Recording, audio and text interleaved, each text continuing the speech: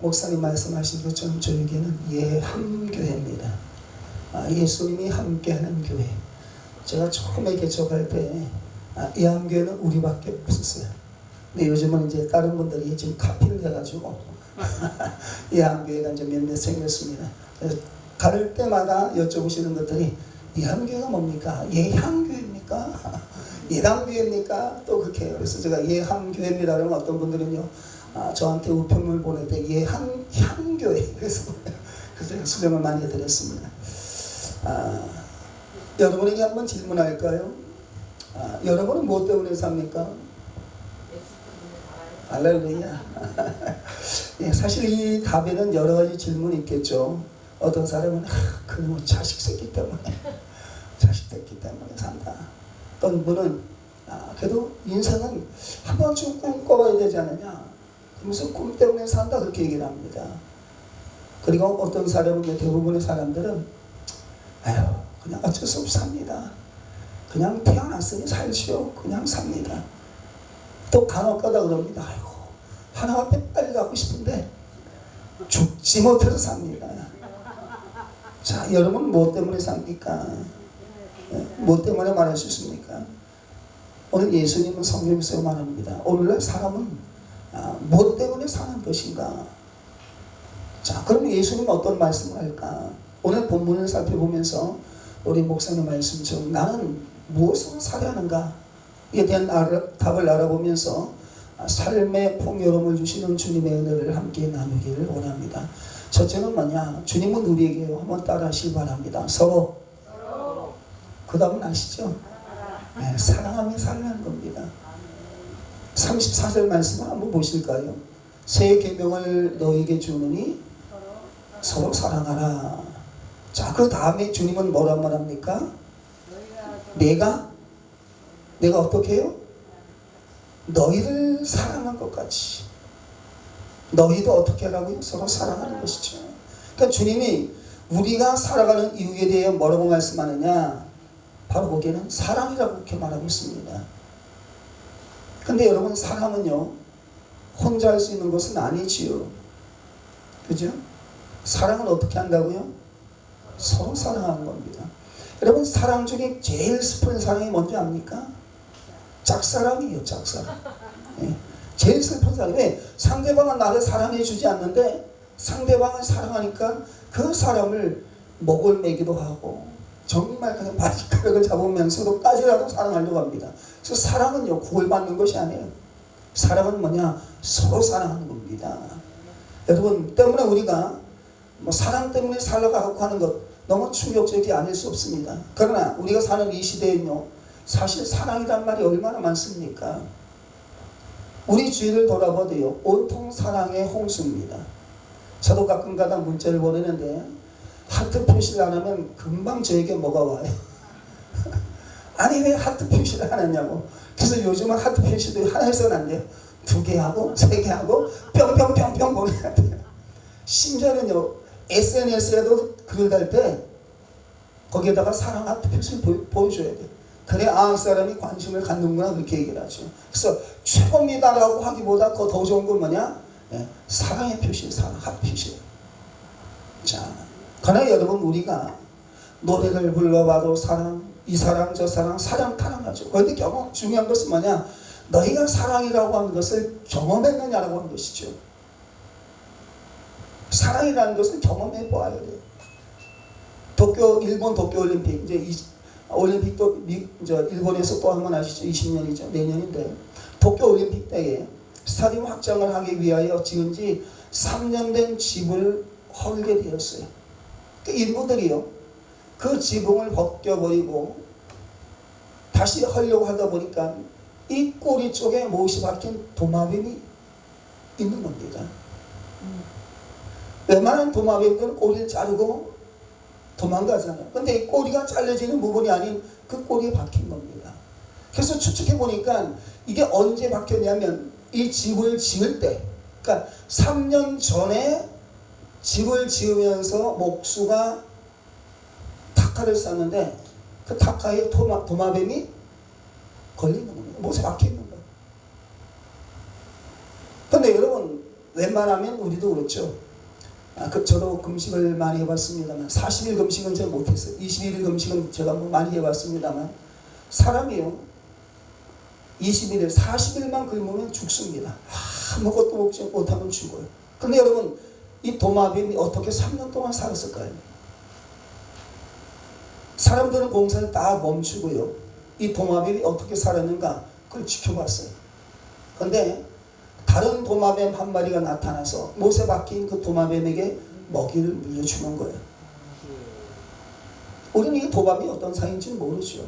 사랑하는 연애 사이인지 아니면 또 뭐 부모 자식의 사이인지 뭐 어쨌든 간에 이 도마뱀이 3년 동안 살 수 있었던 것은 그 도마뱀을 사랑했던 다른 도마뱀이 먹이를 잡아다가 못에 박힌 도마뱀에게 먹이를 주었기 때문에 3년 동안 살아갈 수 있었던 것이죠. 자, 여러분 바로 훌륭한 것은 누구냐? 고통 속에 있었던 도마뱀이 아닙니다. 그 고통스러운 도마뱀을 보고 먹이를 잡아다 준 도마뱀이 더 훌륭한 도마뱀이 아닐까요? 자, 여러분 묻습니다. 여러분은 과연 이런 사람 경험해 보셨나요? 저는 예배 때에 요즘 저희 교회가 조금 문제가 있어요. 제가 좀 문제를 일으켰더니 성도들이요 많이 안 나와요. 참 서운한지 굉장히 서운해. 제가 하남에서 개척한 지 이제 10월 달이면 5년 됩니다. 근데요 죄송합니다만 사람을 자기 편으로 만들어서는 안 돼. 하나님의 편으로 만들어야 되는데 저도요 한 5년 동안 이렇게 목회해 봤는데 하나님에서 목회하면서 제 곁에는 사람이 하나도 없더라고요. 저를 이해해주고 저를 사랑해주고 저희에게 관심을 가져준 사람은 하나도 없더라고요. 여러분 진정한 사람, 정말 진정한 내 친구, 정말 내가 힘들 때 내가 어려울 때 나를 도와줄 수 있는 그 친구가 한 사람이라도 있다고 한다면 그분은 행복한 분이에요. 저는 제가 93년도부터 목회를 했습니다. 96년도에 제가 목사 안수를 받았는데 몇 년 있으면 이제 30년 목회입니다. 근데요 30년 목회를 해봐도 정말 제 주위에 진정한 친구, 정말 내가 힘들 때 내가 어려울 때 도와줄 수 있는 사람은 없더라고요. 성도는 있어요. 목회자 같이 있어요. 그러나 내가 힘들고 어려울 때 나를 도와줄 수 있는 분은 없더라고요. 그래서 요즘 깨닫는 건 뭐냐면 인생은 어차피 혼자 사는 거다. 혼자 살다 가는 겁니다. 혼자 살다 가는데 그러나 그 속에서 뭐냐 진정한 사랑할 수 있는 사람, 내가 사랑 주고 사랑받을 수 있는 사람, 그 한 사람만 있으면 그것으로 만족하다라고 하는 생각을 해봤습니다. 때문에 여러분 사랑이라고 하는 것은 경험되어줘야 돼요. 여러분 과연 그 사랑을 경험했냐라고 하는 것이죠. 때문에 여러분 사랑이라고 하는 것은 생각 속에 사랑해서는 안 돼요. 내가 사랑해야 되겠다라고 해서는 안 돼요. 그냥 관념 속에 사랑이 필요한 것이 아니에요. 주님이 원하는 사랑은 뭐냐? 너는 바로 그런 사랑을 경험했냐라고 하는 것이죠. 다른 사람은 몰라주어도 예수님이 우리를 사랑하셨듯이 내가 예수님의 사랑을 받고 있는 것을 주위 사람을 통해서 너희는 받고 있느냐? 혹은 그런 사랑을 경험해 왔냐라고 하는 것이죠. 여러분 그러므로 하나님을 우리가 또 사랑한다고 말하면서 하나님은 이러한 자신의 마음을 알아줄 것이라고 우리는 믿습니다. 그래서 우리는 가끔 착각하죠. 다른 사람보다 하나님은 나를 사랑할 것이다. 우리 옆 사람에게 착각하지 말자. 착각하지 말자. 착각하지 마십시오. 내가 열심히 기도하고 내가 정말 주님을 위해서 헌신하고 저는 사실요 주님을 위해서 저는 자식도 안 낳았어요. 저는 목회를 위해서 이 목회하는데 방해될 것 같아서 저는 자식도 안 낳았어요. 그리고 제가 가지고 있는 것도 다 하나님 앞에 다 드렸습니다. 그런데요, 가끔가다 그런 생각해요. 아, 정말 내가 주님을 사랑하고 하나님을 사랑하고 있는가? 예전에는 내가 그래도 모든 건 내 거 다 하나님 앞에 드렸으니까 주님이 나를 사랑하겠지라고 생각했어요. 근데 요즘 와서는요, 그 하나님이 정말 나를 사랑하나? 그런 생각이 들어요. 왜 그런지 압니까?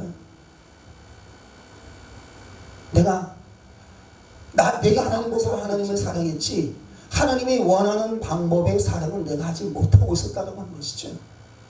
때문에 여러분, 사랑이라고 하는 것은 내가 원하는 방향의 사랑이 되어서는 안 됩니다. 하나님이 원하는 방향의 사랑을 해야 돼요. 아멘. 그래서 우리는요, 사랑이라고 하는 것은 표현되어 줘야 돼요. 우리가 그냥 하나님 사랑하고 주위 사람을 사랑하죠 그렇게 얘기를 하지만 우리는 그 사랑을 표현해야 돼요. 우리 한국의 문화를 어떤 문화라고 하냐면 표현하지 못하는 문화라고 합니다. 저도 여기 사랑한다는 말 잘 못해요. 그래서 저한테 가끔가다 그래요. 제 집사님이 나 사랑하기는 해? 그러면 하지. 그러면 저한테 오는 게 뭐냐면 사랑하면 사랑의 표현을 하라는 겁니다. 저도 경상도 사람 아닌 충청도 사람입니다. 제 집안이 양반이에요. 할아버지가 하느시하셨고 아버지가 하느시하셨고 또 저도 가다가 중간에 하나님 앞에 부름 받아서 제가 유턴해서 제가 하느사가 되진 않았어요. 양반 집안에서 살다 보니까 아버지 사랑을 그냥 어떻게 말했냐, 아버지 오셨습니까? 인사하고 끝이고, 제가 아버님 살아생전이에요. 아버님하고 밥상에서 딱 먹은 거 딱 한 번이에요.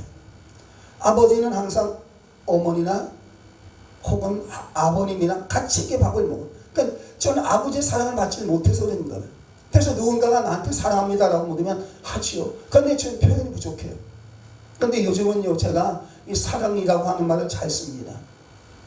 그냥 웬만하면 사랑해요. 사랑해요. 사랑. 여러분들은요, 사랑은 표현되어져야 돼요. 여러분, 경상도 사나이들이 하는 얘기가 있죠. 다 세 마디만 안 되죠. 밖에 나갔다 들어와서는 뭐냐, 밥을 달라는 겁니다.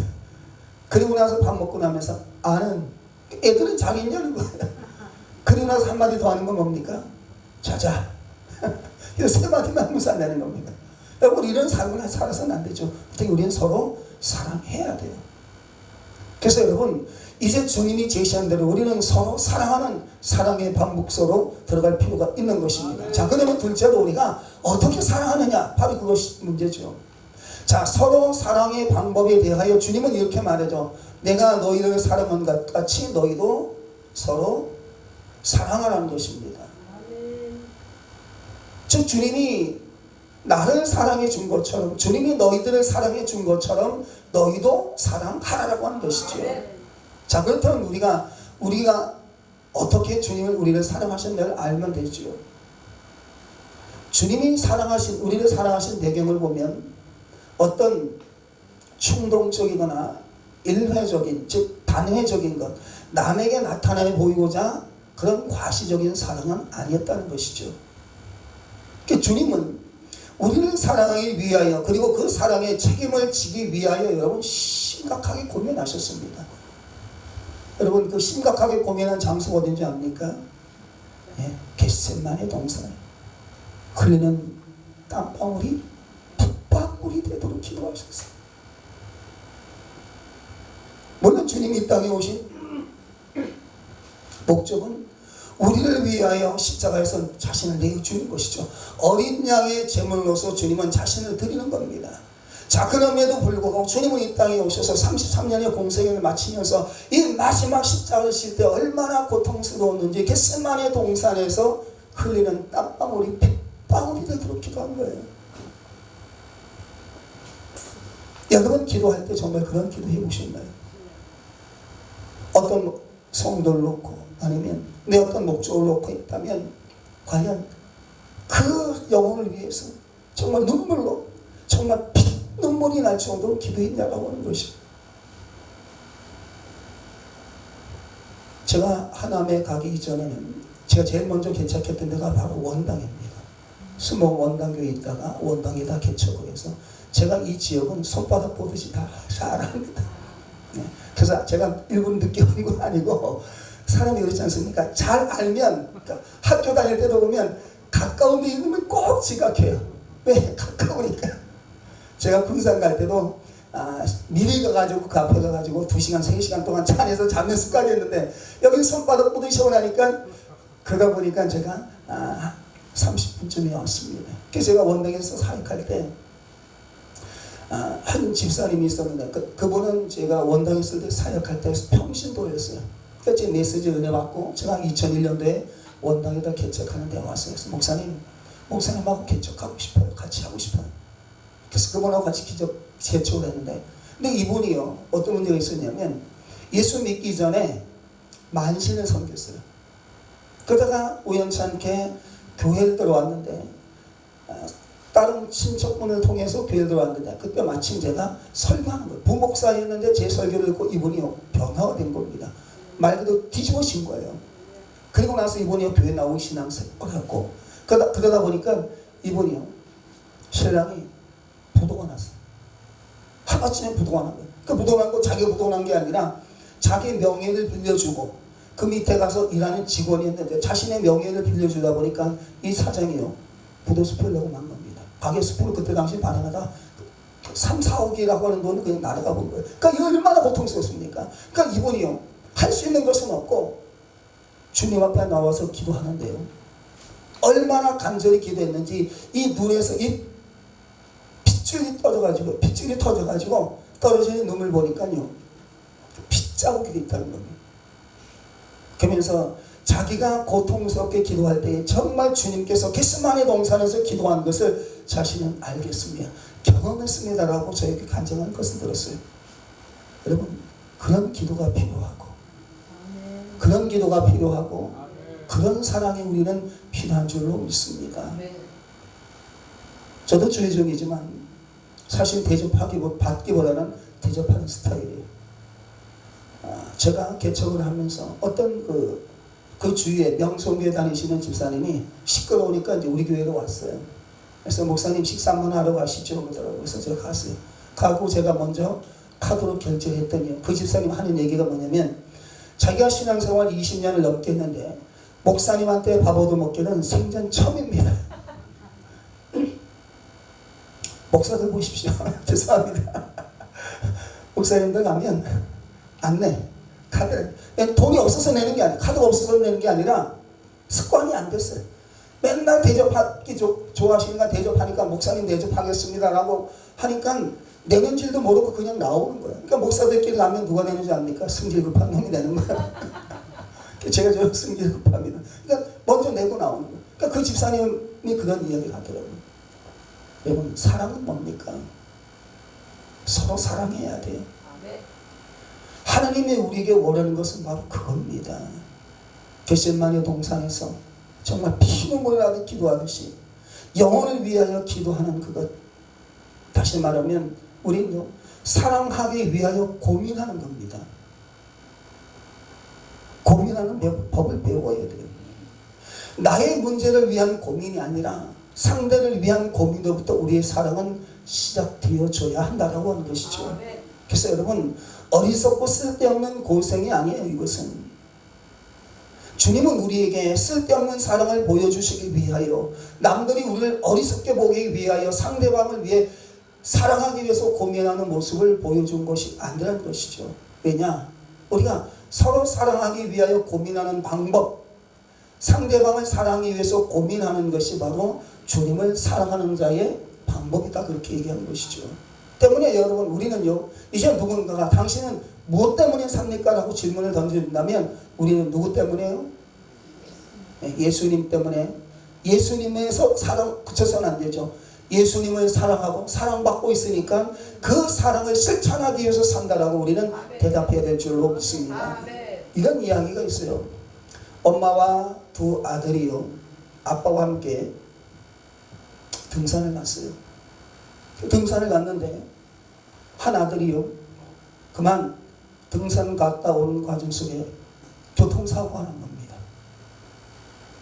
그러니까 딸과 아들 그리고 엄마 아빠 왔는데 그만 아들이 교통사고 나서 사경을 헤매는 거예요. 근데 피를 수혈을 해줘야 돼요. 근데 마침 그 병원에 수혈이 할 필요가 없었어요. 그래서 의사는요, 혈액형을 물어보다가 그 딸, 막내딸이 그 오빠와 혈액형이 같으니까 좀 나눠줄 수 있냐. 그러니까 이 아이가요, 4살짜리 꼬마가 그 오빠를 위해서 한참을 생각하더니 네 알았어요. 수혈을 해줬어요. 그래서 무사히 수술을 마치고 나왔어요. 딸 아이는 가만히 침대에 누워있어요. 그래서 아빠가 와서 이렇게 이야기합니다. 너 때문에 오빠가 살았어. 그랬더니 그 딸이 뭐라는 줄 압니까? 그래, 잘 됐네요. 근데 나는 언제 죽어요? 이 딸아이 4살짜리는요, 자기 몸에 있는 피를 빼면 죽을 줄 아는 겁니다. 그러면서 아빠, 오빠 살았으니까 그리고 나는 언제 죽어요? 그렇게 되는 거예요. 그러니까 이 딸아이는요, 이 자기가 죽는 걸 알면서도 사랑하는 오빠를 위해서 자기 피를 뽑아 주었다고 하는 것이죠. 여러분, 이것이 사랑이 아닙니까? 그래서 아빠가 물어봤어요. 왜 그러냐? 나는 오빠를 사랑하기 때문에요. 사랑하지 않으면 자기 피를 뽑지 못하는 것이죠. 여러분, 우리가 주님의 사랑을 닮아갈 때에 십자가에 완성된 사랑은 우리는 할지 못할지라도 겟세마네 동산에서 흘리는 땀방울이 핏방울이 되도록 고민했던 주님을 닮아갈 수 있기를 주님의 이름으로 축원합니다. 그래서 여러분, 사랑이라고 하는 것은 우리의 의지로 되는 것은 절대로 아닙니다. 내 의지로부터 시작되어지는 것이죠. 그리고 주님이 우리에게 주시는 사랑을 어떻게 우리가 실천할 때 그 사랑은 완성되어지는 것이죠. 때문에 여러분, 사랑이라고 하는 것은 완벽한 사랑은 없습니다. 완벽한 사랑 따지지 마십시오. 왜요? 사랑은 그 사랑 그 자체가 완벽한 것이기 때문입니다. 그래서 주님께서 우리에게 말하는 것은 뭐냐? 너희가 사랑할 때 어떻게 하라고요? 서로 사랑하는 것이죠. 물론 주님의 사랑은 아름답고 위대합니다. 그러나 그 위대함과 아름다움도 누군가를 위한 고민으로부터 시작되었다는 것, 우리는 이것을 부인할 수 없는 것이죠. 때문에 여러분, 우리는요, 아무리 사랑 이야기하고 사랑 타령하고 사랑 노래를 부른다 할지라도 우리는 사랑의 초보자입니다. 그러므로 우리의 사랑은 여기서부터 시작되어지는 것이죠. 이제 우리는 무릎을 꿇을 때 자신의 욕망이 아니라 누군가를 사랑하기 위한 그 고민으로부터 시작되어지는 것이죠. 이것이 바로 주님이 우리에게 가르쳐주신 기도의 비밀이기도 하는 것입니다. 어떤 선교사가 임지로 가다가 큰 비명 소리가 막 들리는 거야. 막 고래고래 소리를 지르는 거예요. 가보니 여자가 비명을 지르고 있는 겁니다. 무슨 소린가 하고 가까이 가보니까요, 아들이 노예로 끌려가는데 그 엄마가 자신을 산 주인을 보고 이렇게 말합니다. 주인님, 나도 아들과 함께 같이 데려가 주십시오. 저희 모자 가서 열심히 살겠습니다. 일하겠습니다. 애원합니다. 그러나 그 주인은 말합니다. 안 돼. 나이 많은 어머니에 대해서는 필요 없으니까 일할 수 없으니까 아들만 데리고 가겠다는 거예요. 그래서 이제는 모자가 한번 팔려나가면 끝이기 때문에 다시는 볼 수 없기 때문에 이 엄마는 애살애살하면서 소리소리 고리 지르면서 자기와 함께 사달라가는 겁니다. 이것을 본 선교사가요, 선교지로 가기 위하여 자기가 갖고 있던 그 돈을 다 털어가지고요, 이 노예 모자를 샀어요. 모자를 사고 나서 이제는 자유롭게 사십시오. 그랬더니요, 이 노예들은 하는 얘기가, 그 엄마가 하는 얘기가, 우리가 사줬으니까 우리는 당신을 위해서 평생 봉사하겠습니다.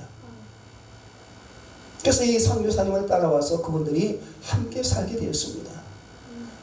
그리고 세월이 지난 어느 날 선교사가 풀밭에서 비명을 소리치며 넘어졌어요. 왜냐하면 선교사 뒷발에 독사가 꽉 묻었기 때문에. 일본 엄마 노예가요, 독사의 이빨 자국에 입을 내어 독을 빨아내기 시작합니다. 얼마간의 시간이 지나서 이 노예 엄마는 입이 퉁퉁 부었고 결국은 죽고 말았어요. 이 노예 엄마는요, 자기를 사준 그 선교사, 그 선교사가 너무나 고마웠기 때문에 그 선교사의 독을 빨아주면서 자기 스스로가 죽음을 맞이한 겁니다. 여러분, 이것이 바로 진정한 사랑이 아니겠습니까? 주님은 이런 일생에 대해서 우리에게 결론들을 줍니다. 36절 말씀을 보면 너희가 서로 사랑하면 이로써 모든 사람이 너희가 누구라고 말합니까? 내 제자. 주님의 제자는 뭡니까? 다른 것 없습니다.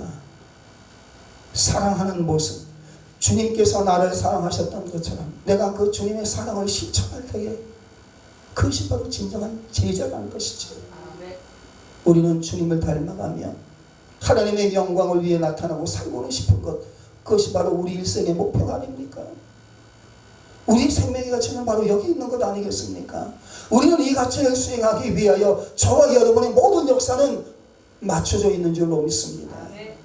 여러분, 역사를 구성하는 것을 우리는 알 수는 없지만 바로 이러한 목적을 위하여 사랑이 맞춰져 왔다는 사실입니다. 주님은 이렇게 우리의 꿈을 이루는 방법을 가르쳐 주었습니다. 주님의 영광을 나타내는 것이 바로 주님을 닮아가는 제자의 모습이고, 그 주님의 제자의 모습을 보여주는 것이 바로 내가 주님을 사랑하고 주님의 사랑을 받았던 것처럼 내가 주님의 사랑을 실천하는 것, 이것이 바로 선택받은 하나님의 자녀로서 살아가는 저와 여러분의 모습인 줄로 믿습니다. 아멘. 아멘. 성경을 보면 예수님은요, 당신의 제자를 되기 위한 방법을 성경에 기록해 놓지 않았어요. 너희가 이렇게 해놓은 것이 바로 제자의 방법이다라고 가르쳐 주신 적은 없어요.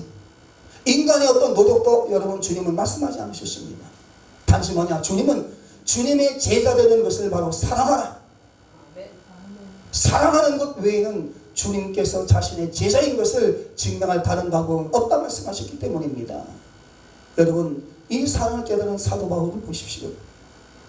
사도 바울은 말합니다. 나는 복음의 빚진 자다. 아멘. 복음의 빚진 자가 뭐예요? 아멘. 하나님의 사랑에 대한 빚진 자예요. 아멘. 그런 인생에 대해서 주님은 제자이 되는 비밀, 그것을 깨달은 사도 바울은 어떻습니까? 자신이 갖고 있던 병에, 자신이 가지고 있던 그 모든 것을요, 뭐로 여겼습니까? 지난번에 말씀드리나요? 한번 더 합시다.